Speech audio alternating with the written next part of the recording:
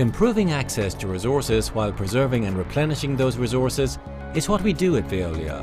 Each day at food and beverage processing plants, we treat and reuse industrial process water, recycle solid waste, and recover organic residues by converting them into green energy or compost.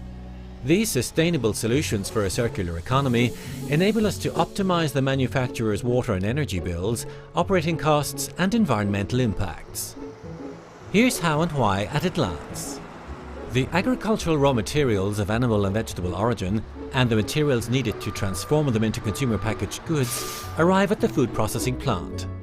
The raw materials are processed and packaged using industrial processes that consume a great deal of water and energy. These processes also generate wastewater, CO2, and residual waste. Generally, each food processing plant has its own installation on site to treat wastewater, using physical-chemical processes such as flocculation and settling or flotation, biological processes that use bacteria, or membrane processes such as filtering through porous membranes or reverse osmosis. The treated water is then reused in the plant in the industrial process, or for use in utilities, boilers, cooling systems, or even for cleaning installations. It can also be released into the natural environment without risk.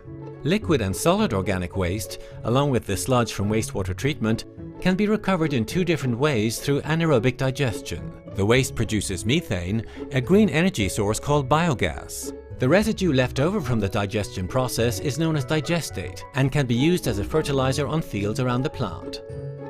Using cogeneration technology, the biogas is burned to produce electricity, which can be used to supply the plant or fed into the regional electricity grid. The residual heat is converted into steam that can be used in the food processing cycle.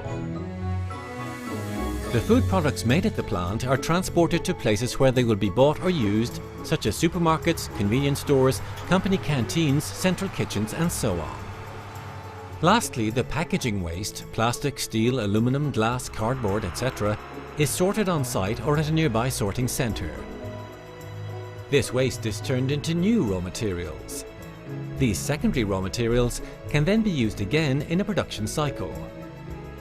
This circular management of water, energy and waste reduces the water, carbon and raw material footprints of the food and beverage industry and also optimizes its production costs.